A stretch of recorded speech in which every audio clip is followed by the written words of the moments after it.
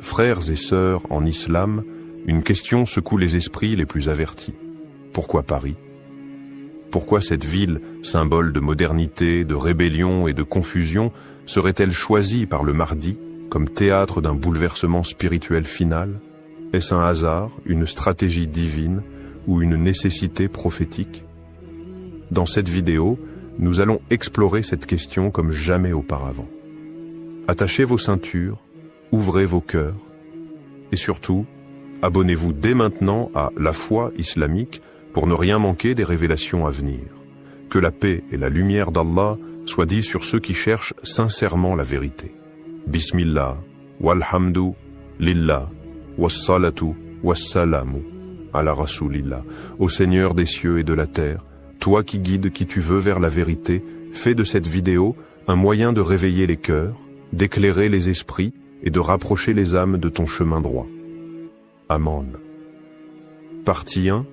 Le cœur de l'Occident sous surveillance divine. Il suffit de lever les yeux. Paris. Ce nom évoque des images gravées dans l'inconscient collectif. La tour Eiffel illuminée, les cafés animés, les révolutions idéologiques, les débats sans fin sur la liberté. Mais derrière cette façade romantique se cache une autre réalité. Une fracture invisible. Un malaise qui s'enracine. Une soif spirituelle que la laïcité n'a jamais su étancher. Depuis les temps modernes, Paris s'est dressé comme une citadelle du rationalisme. C'est ici que Dieu a été relégué au silence par les voix de la raison humaine. On y a brûlé les anciens repères, on y a proclamé que l'homme était sa propre lumière. Et pourtant, dans l'ombre des gratte-ciel et des avenues, une autre lumière ne cesse de briller. Celle d'un islam discret mais vivant, silencieux mais résistant.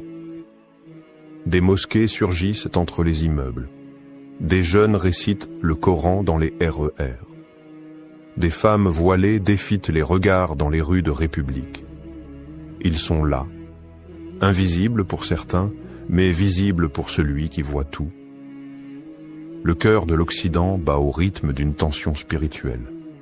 Et c'est précisément là que le regard d'Allah se pose. Le prophète n'a jamais parlé directement de Paris, mais les hadiths parlent de l'Occident, du chaos, de l'injustice, et d'un homme qui viendra redresser ce qui a été tordu. Certains savants évoquent un lieu où la foi semble éteinte, mais où une étincelle subsiste. Et cette étincelle, c'est peut-être ici, dans cette ville fière et fragile à la fois, qu'elle se transformera en flamme. On ne choisit pas Paris par hasard. Paris, c'est une scène, une vitrine du monde.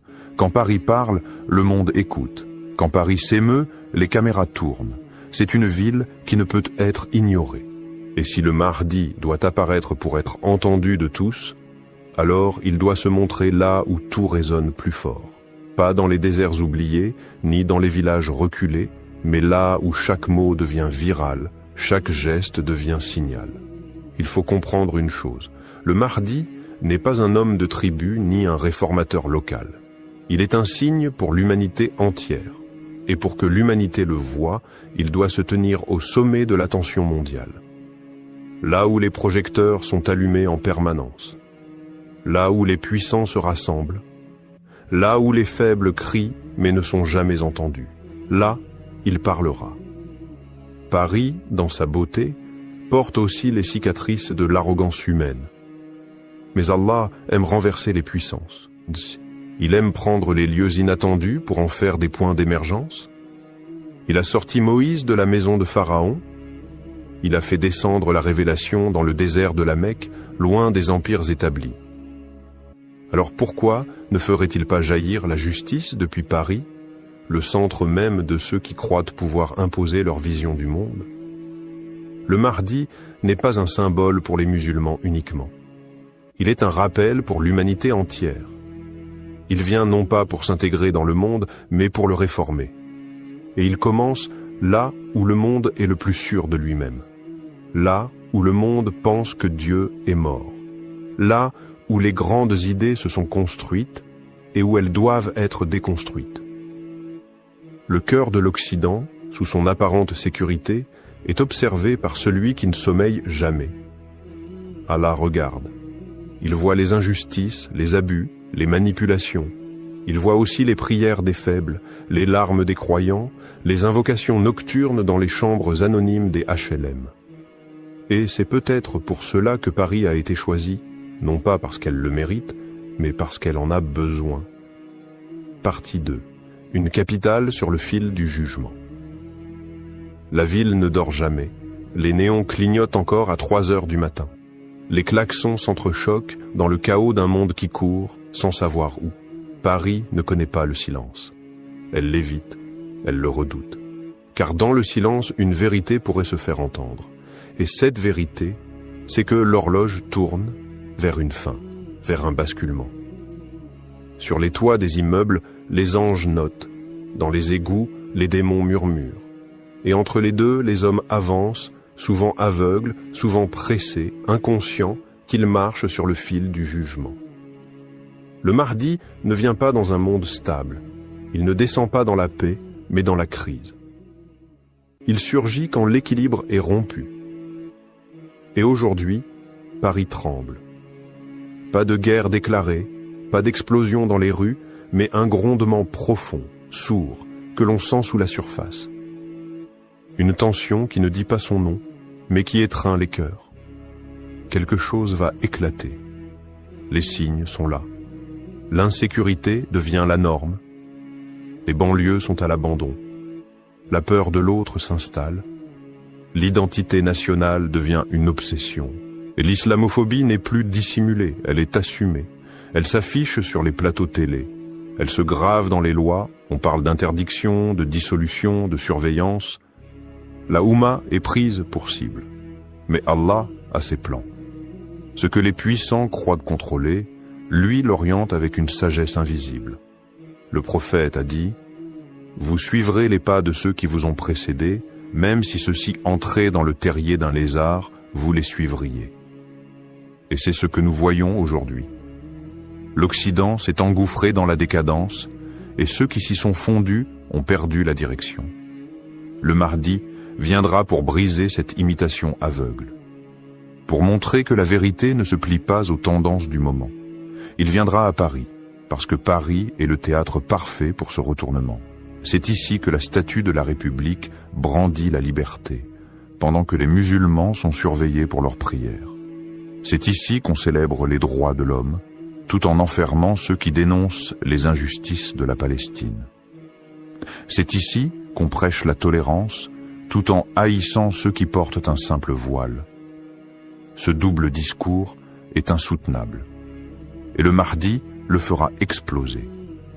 Il mettra la lumière là où il y avait l'ombre. Il fera parler ceux qu'on avait réduits au silence. Il tendra la main là où on n'a semé que le rejet. Et cela ne se fera pas sans douleur, car les systèmes se défendent. Ils frappent avant de tomber. Il y aura des cris, des mensonges, des campagnes de diffamation. On dira que cet homme est un extrémiste, un sorcier, un danger. On le combattra avec les mots et les armes. On dira que c'est un imposteur, mais les cœurs purs sauront. Ils reconnaîtront dans ses yeux la sincérité, dans ses paroles la vérité, dans sa démarche la promesse. Et c'est à Paris que ce combat commencera. Pas avec des épées, mais avec les mots.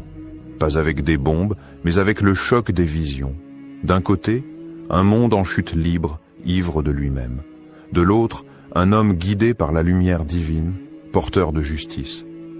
Ce ne sera pas une révolution comme les autres, ce sera un rappel, une secousse spirituelle. Et elle commencera là où l'orgueil humain a atteint son apogée. Partie 3. Là où les cœurs cherchent sans le savoir. Il y a dans Paris des visages qui ne prient pas, mais qui pleurent la nuit. Il y a des âmes qui errent dans les couloirs du métro, le regard vide, le cœur assoiffé, sans savoir ce qu'elles cherchent réellement. Ce n'est pas le manque d'argent, ce n'est pas l'amour d'un autre, c'est le manque d'Allah. Et pourtant, dans cette ville souvent décrite comme perdue, se cachent des lumières. Pas celles de la Tour Eiffel ou des vitrines de luxe, non, des lumières discrètes. Celles d'un jeune qui récite Surat al-Kahf dans le RER. d'une mère voilée qui élève seule ses enfants dans l'amour du prophète, d'un converti qui, après avoir tout perdu, a trouvé l'islam dans une mosquée du 19e arrondissement. Ces cœurs-là, Allah les voit, car Paris n'est pas seulement un champ de bataille idéologique, c'est aussi un lieu de réveil, de retour, de prise de conscience profonde, et c'est peut-être cela, le secret. Le Mahdi ne vient pas seulement pour affronter l'injustice. Il vient aussi pour répondre à l'appel des cœurs sincères, de ceux qui, au milieu du bruit, ont crié « Ya Rab », des non-musulmans aussi parfois. Ceux qui ont lu un verset, entendu un adhan, vu un frère prier sur le trottoir, et dont le cœur a été ébranlé. Allah guide qui il veut. Et les signes de cette guidance sont présents même dans les rues les plus froides de Paris. Le Mahdi vient là où les âmes frémissent. Là où, dans le silence de la nuit, certains lèvent Kobeib les yeux vers le ciel en se demandant s'il existe autre chose que ce monde matériel. Et que dit le Coran, si ce n'est cela? Que les signes sont partout pour ceux qui réfléchissent, même au cœur d'une ville qui semble opposée à tout ce qui est sacré. Peut-être que toi, spectateur, tu vis à Paris. Peut-être que tu ressens ce vide, cette envie de retour, cette fatigue de vivre sans but, ce besoin d'un sens plus grand. Le Mahdi ne vient pas pour dominer les autres. Il ne vient pas pour construire un empire. Il vient pour toi, pour raviver ce lien oublié, pour rappeler ce que le monde a tenté d'effacer. Paris, dans toute sa complexité, est un lieu d'extrême. Extrême dans l'art, extrême dans le luxe, extrême dans les débauches, mais aussi extrême dans la sincérité de ceux qui ont connu la chute et veulent aujourd'hui se relever. Allah choisit toujours les lieux où sa miséricorde peut jaillir le plus fort. Le Mahdi vient où la blessure est profonde. Et à Paris, les cœurs saignent. D'un mal moderne, d'une douleur silencieuse que les psychologues ne comprennent pas. Mais Allah, lui, comprend. Il connaît chaque soupir, chaque larme, chaque retour discret vers lui. Et c'est pour ces âmes-là que le Mahdi posera ses pas dans cette ville. Pas pour les puissants, pas pour les politiques, pas pour les médias, mais pour ceux qui, dans leur chambre sombre, ont murmuré « Mon Dieu, guide-moi ». Partie 4. Paris, le carrefour du pouvoir et des illusions. Regarde la carte du monde. Observe les lignes de force, où se décident les conflits, où naissent les doctrines, où s'écrivent les récits qui façonnent l'opinion mondiale. Washington, Londres et Paris. Ne te laisse pas tromper par la poésie de ces ruelles.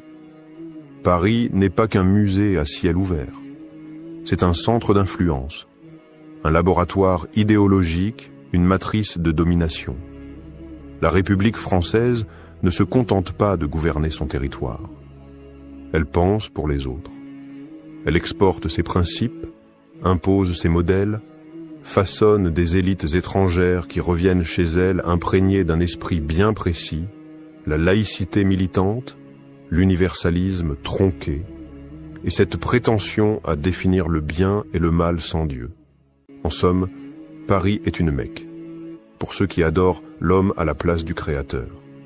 Et c'est précisément là que le Mahdi doit intervenir. Là où l'illusion est la plus forte, là où les discours de liberté cachent les chaînes invisibles d'un monde dominé par les élites.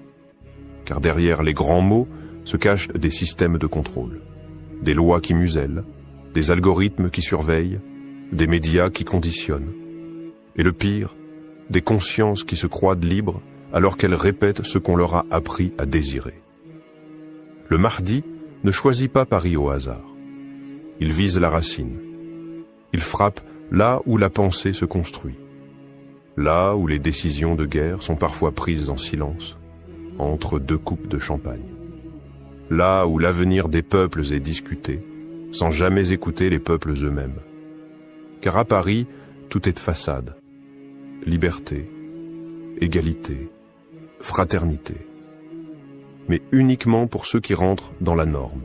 Et cette norme exclut déjà les croyants sincères, ceux qui refusent de vendre leur foi pour un poste, ceux qui ne compromettent pas leur valeur pour quelques likes, ceux qui disent encore « Allahu Akbar » sans honte.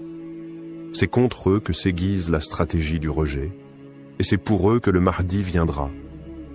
Mais attention, il ne viendra pas pour détruire Paris. Ce n'est pas un conquérant assoiffé de vengeance. Il viendra pour révéler, pour exposer les contradictions, pour démontrer, face au monde entier, qu'un autre modèle est possible, un modèle fondé sur la justice divine et non sur la manipulation humaine. Paris, en tant que symbole du pouvoir, sera donc l'épreuve, car tout ce qui tombera à Paris tombera aux yeux du monde, et tout ce qui résistera à Paris servira d'avertissement. Le Mahdi vient là où l'orgueil est à son apogée, pour l'affronter avec humilité. Il ne hurle pas, il ne ment pas, il agit. Et c'est précisément cela qui déstabilisera les puissants. Ils ont peur de ce qu'ils ne peuvent pas acheter. Ils tremblent devant ceux qu'ils ne peuvent pas manipuler. Et le Mahdi, serviteur de la vérité, sera cet homme impossible à détourner. Alors Paris, capitale des illusions modernes, sera aussi la scène de leur effondrement. Partie 5. Quand les sabliers se briseront à Paris. Imagine un matin d'hiver, le ciel est lourd, le vent souffle entre les immeubles haussmanniens, et pourtant, un silence inhabituel règne. Comme si le temps retenait son souffle. Les Parisiens, absorbés dans leur routine, ne savent pas encore que quelque chose a changé. Mais dans l'invisible, les sabliers se sont brisés. Quelqu'un a franchi les grilles d'une mosquée discrète du nord de Paris. Il n'a pas de cortège, pas de caméra. Juste un pas ferme, un regard perçant et une paix étrange qui enveloppe sa présence. Ceux qui croisent son chemin ressentent un vertige. Comme si le monde se rappelait soudain qu'il a une fin et un sens. Ce n'est pas un homme comme les autres, c'est celui dont les anciens ont parlé, celui dont les savants ont redouté l'apparition sans pouvoir en nier la nécessité. Le Mahdi. Et il est là, à Paris. Pourquoi Paris? Parce que c'est ici que les fils de l'histoire se sont noués. C'est ici que les cicatrices du colonialisme, de l'immigration, de la révolte et de l'oubli ont dessiné une mosaïque humaine qui attend. Une mosaïque fracturée, mais pas éteinte. Chaque morceau porte une histoire, un silence, une prière brisée. Le Mahdi n'est pas venu avec des armes. Il est venu avec la vérité. Et dans un monde saturé de mensonges, c'est l'arme la plus redoutée. Il ne parle pas fort, mais chaque mot est une lame qui tranche le faux. Il ne promet pas le confort, mais la justice. Et les puissants sentent le sol trembler sous leurs pieds. Les premiers à le reconnaître ne sont pas les riches, ni les intellectuels. Ce sont les simples, les invisibles, ceux qu'on appelle les quartiers, les oubliés, les marginalisés. Et c'est pour eux que le Mahdi lève la voix. Non pas pour créer le chaos, mais pour appeler à l'ordre divin. Paris devient alors autre chose. Une scène prophétique. Là où le mensonge se croyait éternel, la vérité surgit. Là où le voile de la modernité recouvrait le cœur, l'âme se réveille. Certains fuient, d'autres s'inclinent. Les signes sont clairs pour ceux qui ont des yeux. Et dans les médias du monde entier, on parle de lui.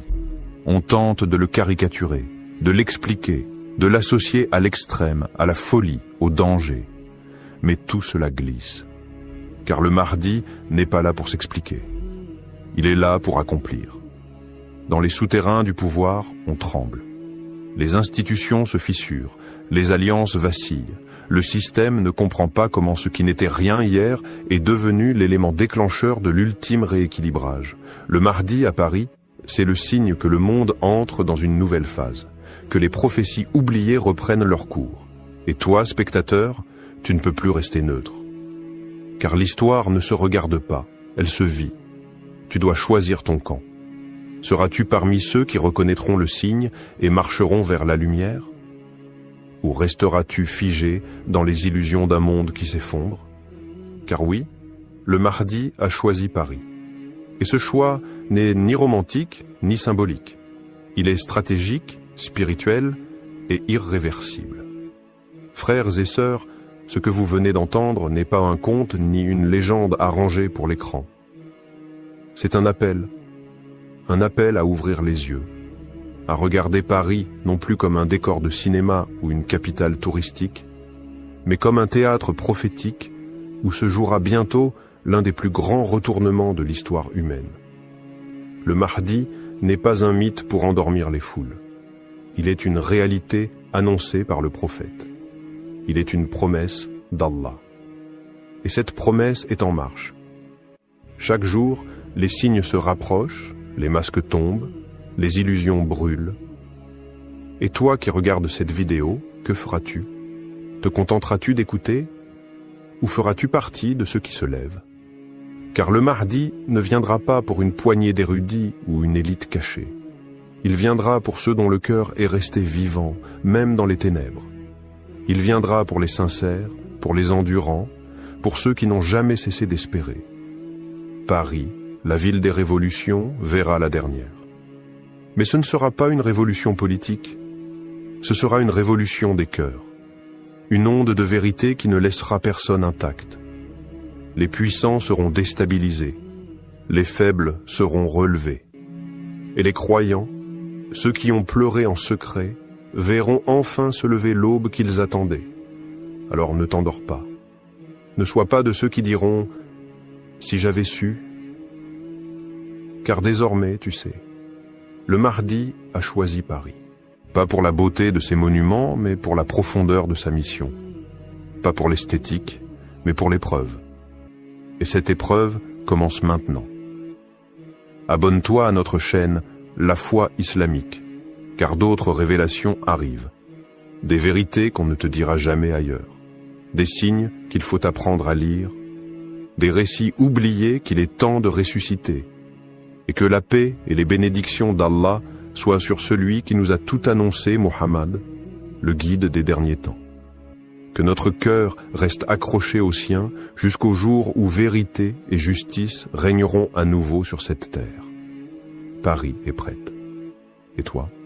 Chers frères et sœurs, aujourd'hui, vous allez découvrir un sujet que très peu osent aborder. Une confrontation prophétique, une bataille écrite dans les hadiths bien avant notre époque. Il ne s'agit pas d'un conflit ordinaire, mais d'un duel spirituel, eschatologique, entre la vérité et le mensonge, entre l'imam al-Mahdi et l'État d'Israël. Avant de plonger dans ces révélations bouleversantes, abonnez-vous à notre chaîne La Foi Islamique pour ne rien manquer de nos prochains épisodes sur les grands signes de la fin des temps. Ce que vous allez entendre aujourd'hui pourrait changer votre compréhension de l'actualité mondiale. Restez jusqu'au bout. Bismillah, Ar-Rahman Ar-Rahim. Louange à Allah, le Très-Haut, le détenteur des armées invisibles, le maître du destin et des prophéties. Partie 1. Les prophéties oubliées sur la confrontation avec Israël. Il existe dans la tradition prophétique des paroles que l'on récite sans toujours oser les méditer. Des paroles qui traversent les siècles comme un écho venant de l'avenir, chargé de signes, de vérités dérangeantes, et de réalités que beaucoup préféreraient s'enfouir sous le silence. Parmi ces hadiths, il y a celui que rapportent plusieurs chaînes authentiques. L'heure ne viendra pas jusqu'à ce que les musulmans combattent les juifs. Le juif se cachera derrière un arbre ou une pierre. Et l'arbre ou la pierre dira « Ô musulmans, serviteurs d'Allah, voici un juif derrière moi, viens le tuer. » Sahih Muslim. À première lecture, ce hadith choque. Il dérange parce qu'il parle d'un affrontement. Mais ce n'est pas un appel à la haine, ni un encouragement à la violence aveugle. C'est une prophétie, un moment d'histoire future, annoncé par le messager, dans un contexte spirituel, cosmique, où les camps ne sont pas définis par l'origine ethnique, mais par la posture face à la vérité. L'ennemi mentionné ici n'est pas simplement le juif en tant qu'individu. Il s'agit d'un symbole d'un camp, d'un pouvoir, d'une idéologie collective qui s'opposera farouchement à la mission du Mahdi et à la justice divine. D'ailleurs, ce hadith ne parle pas d'un conflit ethnique, mais d'un affrontement eschatologique entre les forces de la foi et celles de l'arrogance ultime dans les derniers instants de ce monde. Ce qui est saisissant dans cette prophétie, c'est l'intervention de la nature elle-même, les pierres, les arbres, des éléments inertes, silencieux, vont se mettre à parler. Pourquoi? Parce que l'injustice sera telle que même la création d'Allah ne pourra plus rester passive. L'arrogance humaine aura dépassé toutes les limites. Et alors, la terre elle-même choisira son camp. Ce hadith, souvent mal interprété ou utilisé par certains pour justifier des discours extrémistes, doit être replacé dans le cadre des grands signes de l'heure. Le Mahdi apparaîtra à une époque où le monde aura sombré dans l'obscurité. Les oppresseurs seront puissants, organisés, dotés de technologies avancées et soutenus par des alliances mondialement établies. L'État d'Israël, qui aujourd'hui occupe la terre bénie d'Al-Qoud, deviendra l'un des centres nerveux de cette opposition finale. Et dans ce tumulte mondial, la prophétie se réalisera. Les musulmans ne chercheront pas cette guerre, mais elle leur sera imposée. Le Mahdi ne sera pas un conquérant avide de pouvoir, mais un restaurateur de l'ordre divin qui devra affronter ceux qui auront refusé la paix et la justice. D'autres hadiths, moins connus mais tout aussi puissants, renforcent cette idée. Le prophète aurait dit « Une armée viendra de la région du Hijaz. Rien ne pourra l'arrêter jusqu'à ce qu'elle atteigne Bayt al-Maqdis. » Ce hadith, bien que sujet à discussion chez les savants, laisse entrevoir une avancée inexorable des forces du bien vers le centre de l'oppression. La confrontation avec Israël ne sera donc pas un accident politique ou militaire. Ce sera l'accomplissement d'un décret divin, un scénario écrit par Allah pour rétablir la balance. Ceux qui auront dominé par la ruse, l'oppression et la corruption verront s'abattre une justice qui ne vient ni des missiles, ni des nations, mais du ciel lui-même. Dans cette prophétie, ce ne sont pas seulement les armes qui parleront, c'est la terre elle-même qui jugera. Le silence des siècles se brisera. Les arbres dénonceront, les pierres parleront. Le monde matériel, longtemps utilisé comme outil d'oppression, deviendra témoin à charge contre ses propres tyrans. Et si cette prophétie nous est parvenue aujourd'hui, ce n'est pas pour nous divertir ou nous effrayer, mais pour nous préparer. Partie 2. Le rôle stratégique de Jérusalem dans la venue du Mahdi. On pourrait croire que Jérusalem est une simple ville perchée sur quelques collines, prise entre les sables du désert et les vents méditerranéens. Mais ceux qui s'arrêtent à la surface ignorent que cette ville est un nœud céleste, un point de jonction entre le ciel et la terre. Elle ne dort jamais, même lorsque ses ruelles sont silencieuses. Elle entend, elle porte, elle attend. Depuis des millénaires, Jérusalem est le théâtre d'affrontements qui semble dépasser les enjeux humains. Elle est mentionnée dans la Torah, glorifiée dans les évangiles et vénérée dans le Coran comme la première Qibla des musulmans. C'est là qu'eut lieu le miracle de l'Isra et du Miraj, lorsque le prophète Muhammad fut transporté de la Kaaba à Al-Masjid Al-Aqsa avant de s'élever vers les cieux. Et ce n'est pas un hasard, car le voyage du Mahdi commence là où celui du prophète a culminé, à Jérusalem. Jérusalem est le centre spirituel de la fin des temps. Les hadiths décrivent que l'imam al-Mahdi établira la justice sur terre et qu'une confrontation décisive avec les forces ennemies, notamment l'armée du Dajjal, s'y produira. Pourquoi Jérusalem? Pourquoi cette ville en particulier? Parce que Jérusalem est la ligne de fracture entre les puissances terrestres et les vérités célestes. C'est là que se révélera le mensonge global, et là aussi que triomphera la lumière du Mahdi. En réalité, ce ne sont pas les roquettes, les tanks ou les politiques qui déterminent le destin de cette ville. C'est une promesse divine. Et chaque jour qui passe rapproche son accomplissement. Israël, en s'imposant sur Jérusalem, croit tenir un bastion. Mais la prophétie dit tout autre chose.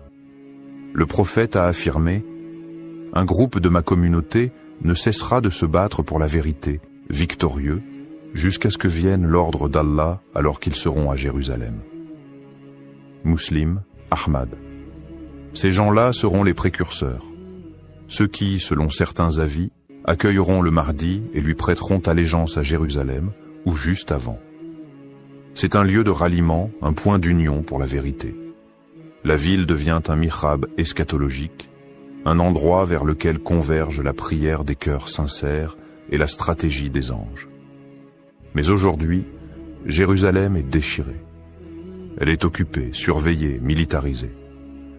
Pourtant, c'est dans cette oppression que les signes se multiplient. Des jeunes résistants qui, sans armes ni stratégie, affrontent les puissances armées. Des miracles cachés dans les ruelles de la vieille ville. Des voix de muezzin qui continuent de s'élever malgré les murs. Tout cela annonce que le sol est vivant. Il prépare quelque chose. Et ce quelque chose, c'est l'arrivée d'un homme, guidé non pas par les intérêts d'une nation ou d'un groupe, mais par la lumière d'une mission divine. Le Mahdi ne choisira pas Jérusalem comme un stratège choisit un champ de bataille. Il y sera attiré, guidé, appelé, car c'est là que l'histoire se dénoue, que les secrets s'accomplissent. Le rôle stratégique de Jérusalem ne se comprend qu'à la lumière des hadiths. C'est là que Jésus, Issa, descendra, là que le Dajjal sera tué, là que la prière derrière le Mahdi aura lieu. Le cœur du monde bat à Jérusalem, même si la planète semble l'ignorer. Ce n'est donc pas une ville parmi d'autres. C'est le point final et initial de l'histoire prophétique. Et lorsque les tensions y atteindront leur paroxysme, ce ne sera pas un chaos sans sens, mais la preuve que le plan divin s'active. Lentement, sûrement. Partie 3. Le Mahdi est l'armée des croyants face à l'État sioniste.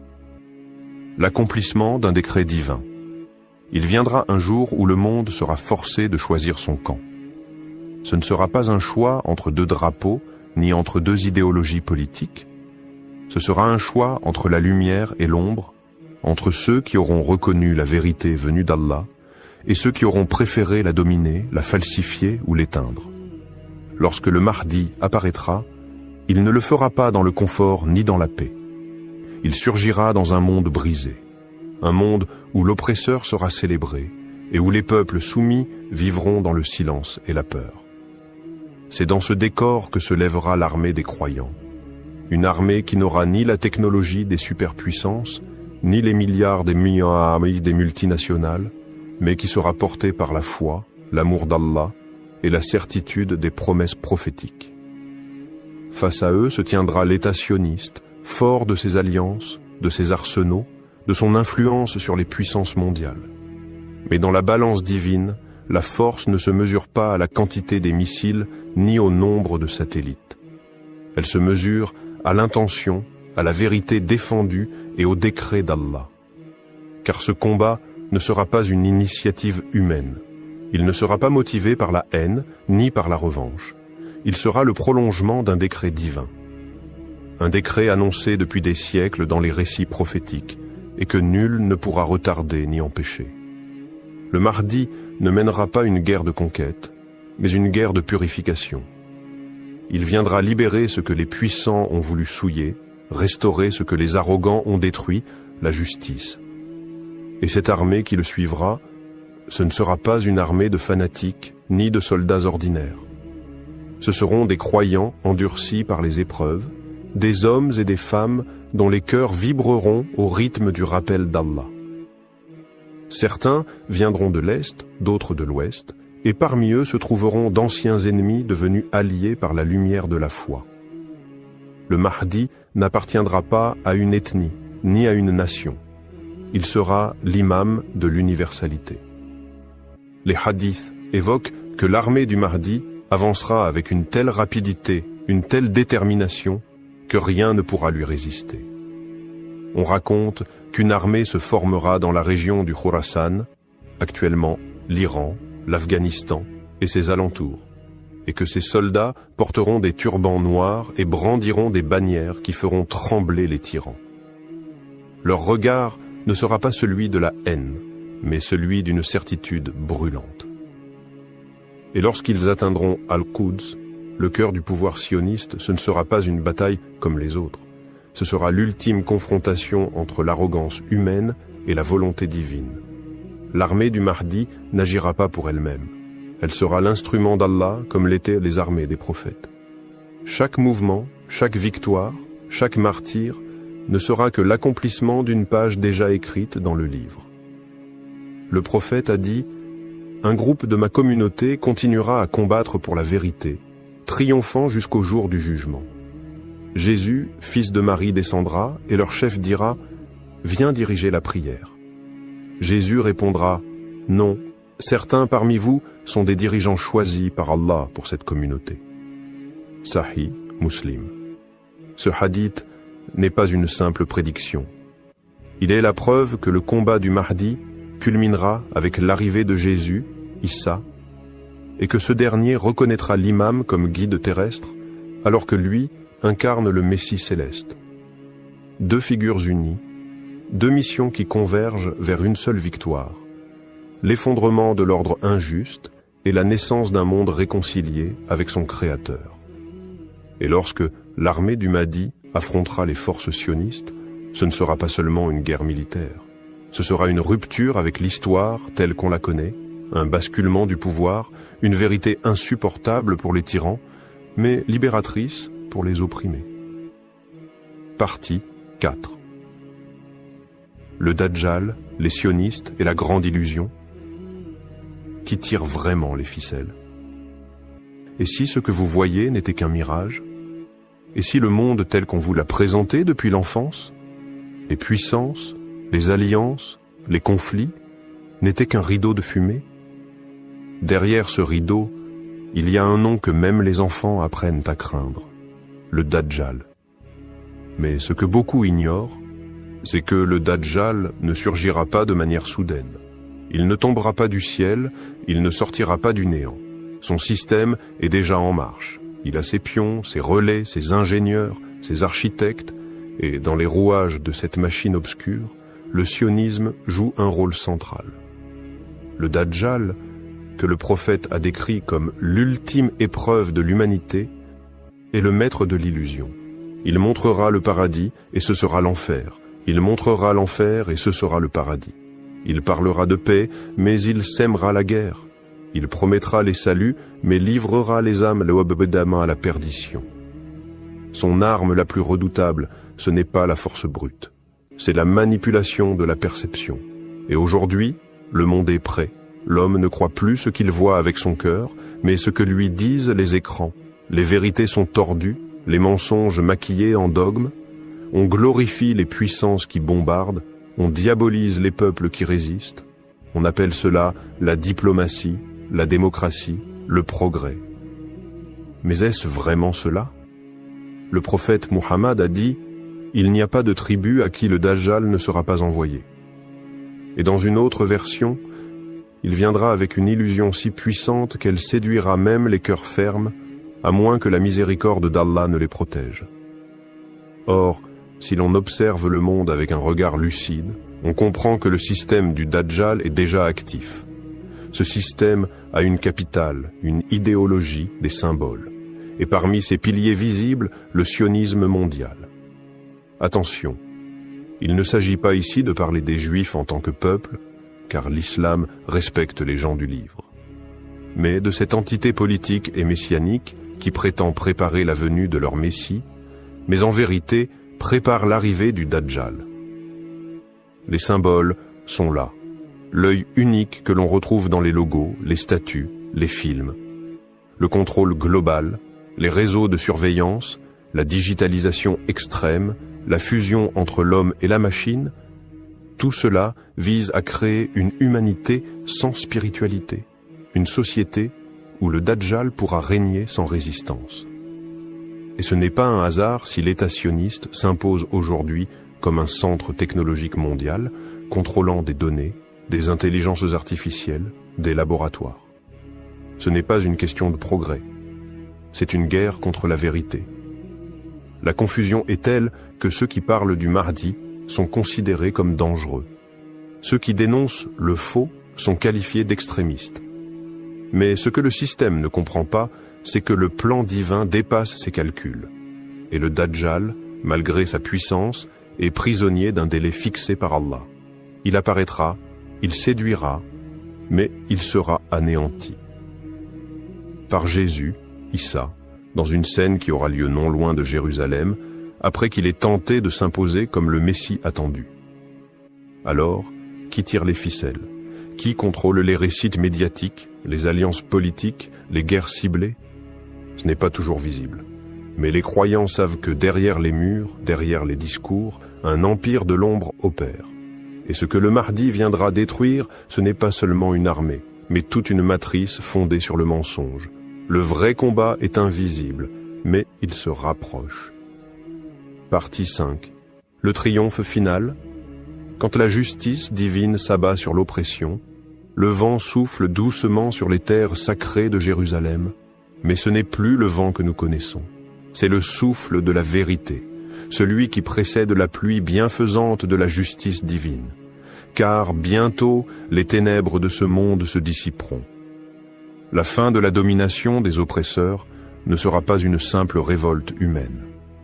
Ce sera la clarté du ciel sur la terre, l'instant où le Tout-Puissant mettra fin à la tyrannie de l'arrogance.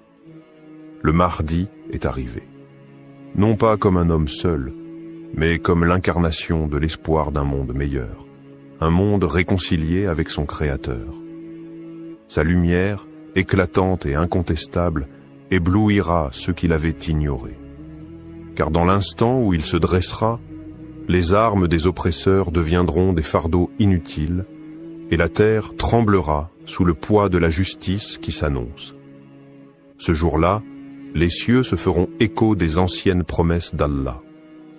Le Dajjal, dans sa fausse gloire, vacillera et tombera. Tout ce qu'il a construit avec des illusions se transformera en poussière. Ces mirages s'évaporeront comme un rêve dissipé au matin. Ce ne sera pas seulement la défaite de son armée, mais celle de son système. Un système qui a traversé les âges, basé sur le mensonge, la division et l'obscurité. La terre, qui a tremblé sous le poids des oppressions, se réjouira à l'aube de la vérité. Car lorsque la justice d'Allah s'abat sur l'injustice humaine, c'est toute la création qui exulte. Les oiseaux chanteront, les rivières danseront, et le vent portera l'odeur de la liberté retrouvée. Il est dit dans les hadiths que le Mahdi n'arrivera pas seul. Il sera accompagné par Issa, Jésus, le messager de la paix, descendant du ciel pour achever ce qui avait été commencé. Le Messie, porteur de la lumière de la vérité, rétablira la balance entre les peuples. Les injustices accumulées pendant des siècles seront effacées d'un seul geste de sa main. Ce n'est pas une guerre de conquête, c'est une guerre de rédemption. Une rédemption qui ne concerne pas uniquement les musulmans, mais toute l'humanité. Le Mahdi, par sa sagesse et sa foi, rétablira le droit et la justice pour que chaque être humain, qu'il soit croyant ou non, puisse goûter à la paix véritable. Le prophète a dit « Quand le Mahdi viendra, il régnera sur la terre avec justice. Il remplira la terre de justice et d'équité, comme elle a été remplie d'injustice et de tyrannie. » Sahih Muslim. Imaginez un monde où la peur ne gouverne plus, où les chaînes des opprimés sont brisées, où chaque individu, quel que soit son passé, peut se tenir droit sous le ciel d'une justice retrouvée. Ce monde est le fruit d'un effort collectif, porté par ceux qui ont cru dans la promesse d'Allah et qui ont travaillé sans relâche pour voir ce jour arriver. Le Mahdi est l'incarnation de cette promesse. Le chemin du Mahdi est celui de la réconciliation, mais aussi de l'apurement spirituel. Chaque instant de son règne marquera l'élévation de l'âme humaine, de la communauté musulmane, mais aussi de l'humanité entière. Ce n'est pas la vengeance d'un peuple qui réclame sa dignité, mais l'équité d'un créateur qui rétablit l'harmonie perdue. Quand la justice divine s'abattra sur l'oppression, il ne restera que la vérité, pure et éclatante. Ceux qui ont vu la lumière seront sauvés, et ceux qui ont persisté dans les ténèbres seront écartés. C'est alors qu'Allah, dans sa miséricorde infinie, offrira à chaque âme la paix qu'elle a toujours cherchée, mais qu'elle n'avait jamais trouvée. Ce sera le jour de l'accomplissement ultime, lorsque tout ce que nous avons connu jusqu'à ce jour deviendra une légende, un conte raconté sous l'ombre du trône d'Allah. Frères et sœurs, ce n'est pas simplement une guerre de territoire. C'est une guerre entre le faux et le vrai, entre l'obscurité de l'arrogance et la lumière de la foi. Le Mahdi ne viendra pas pour conquérir, mais pour rétablir la justice d'Allah sur une terre défigurée par l'injustice. Sommes-nous prêts à faire partie de ses compagnons? Sommes-nous prêts à tenir bon, même seuls quand les autres fuiront? Car le jour où le Mahdi apparaîtra, les masques tomberont, les alliances se briseront et seule la sincérité restera debout. Abonnez-vous maintenant à la foi islamique et préparez-vous à découvrir dans nos prochaines vidéos ce que les savants, les puissants et les ennemis de la vérité ne veulent pas que vous sachiez. Qu'Allah nous guide, nous protège et fasse de nous les soldats de la vérité. Amin.